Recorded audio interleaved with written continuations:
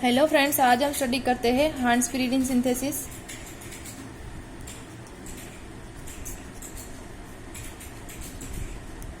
Pyridine synthesis जिसमें starting material है ethyl aceto acetate,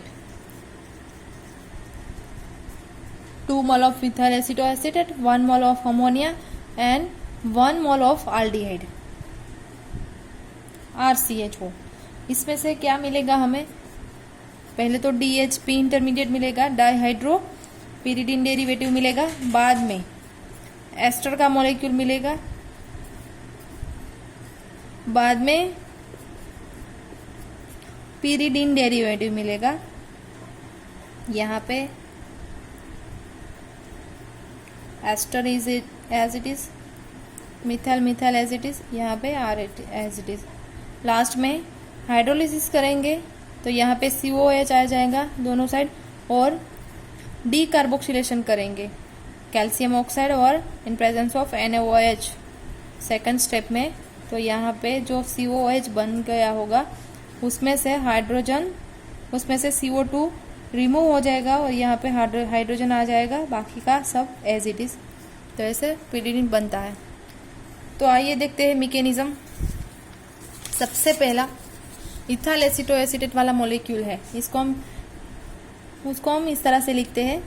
यहाँ पे कीटोन अमोनिया डालेंगे यहाँ पे, तो यहाँ पे बन गया NH, यहाँ पे कीटोन और यहाँ पे OET, यहाँ पे OET है।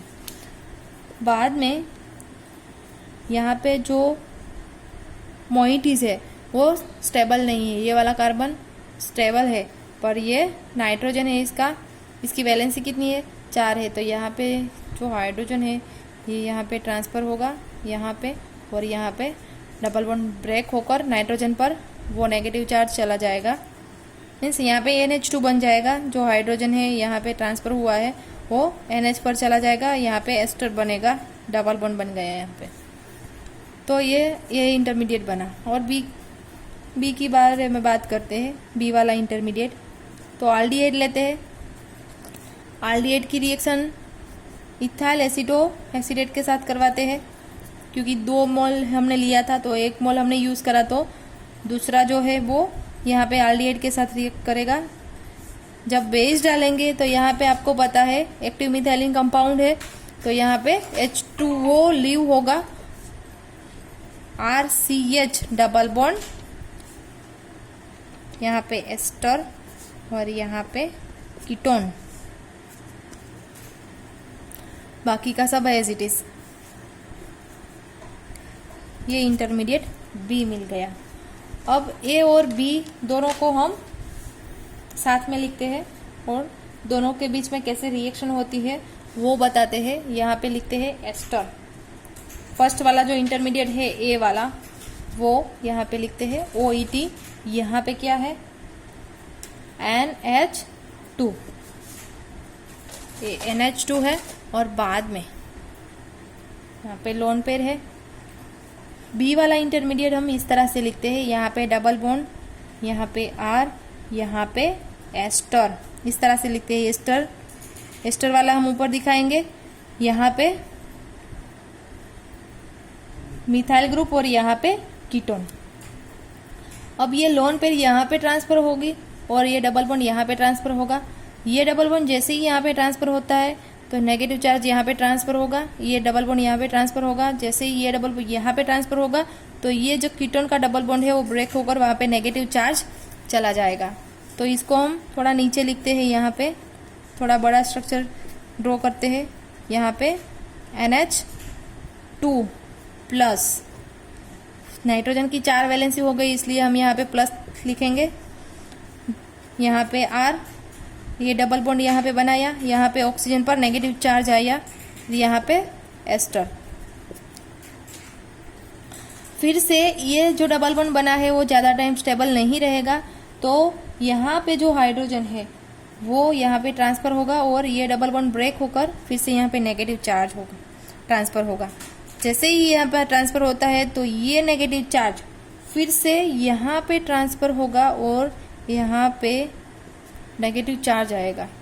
तो ये जो नेगेटिव चार्ज यहाँ पे आया है वो यहाँ से हाइड्रोजन रिलीज हुआ है वो यहाँ पे ट्रांसफर होगा। तो इस टाइप का मॉलिक्यूल बनता है। यहाँ पे NH2, यहाँ पे कीटोन, यहाँ पे CO OET मिथाइल ग्रुप, यहाँ पे R, यहाँ पे OET, यहाँ पे OET है, यहाँ पे डबल बॉन्ड बन गया और फिर से यहाँ पे नेगेटिव चार्ज आया। अब ये नेगेटिव चार्ज फिर से यहाँ पे बॉन्डिंग करेगा और ऑक्सीजन पर नेगेटिव चार्ज आ जाएगा। तो ये जो नेगेटिव चार्ज आया है वो फिर से क्या करेगा, सॉल्यूशन में से H+ ले लेगा। यहाँ पे जब अमोनिया नाइट्रोजन बॉन्डिंग बनाएगा यहाँ इसके साथ, तब उसमें से एक हाइड्रोजन का रिमूव होगा। तो ये हाइड्रोजन इस ऑक्सीजन के पास चला जाता है। तो यहाँ पे OH बन जाता है, यहाँ पे CH3, यहाँ पे NH, यहाँ पे मिथाइल एज इट इज दोनों साइड, और यहाँ पे एस्टर, यहाँ पे R, यहाँ पे डबल बॉन्ड। ओके, अब यहाँ पे OH जैसे बनता है तो यहाँ से यहाँ पे OH बनेगा तो ये H यहाँ पे ट्रांसफर होगा और ये वाला OH निकाल देगा। तो यहाँ पे हमें इस टाइप का मॉलिक्यूल मिलेगा। ये दोनों एज इट इज, यहाँ पे मिथाइल ग्रुप NH, ये DHP बन गया। लास्ट में जब हम पैलेडियम चारकोल डालेंगे या तो हम डालेंगे कॉन्सेंट्रेटेड H2SO4 या तो हम डालेंगे DDQ, तो क्या बन जाएगा, यहाँ पे H यहाँ पे ट्रांसफर होगा और ये डबल बॉन्ड यहाँ पे ट्रांसफर होगा। जैसे ही डबल बॉन्ड यहाँ पे ट्रांसफर होता है तो ये हाइड्रोजन को निकाल देगा, मीन्स यहाँ पे H2 का रिमूवल होगा और मॉलिक्यूल हमें मिलेगा रिंग फॉर्मेशन वाला।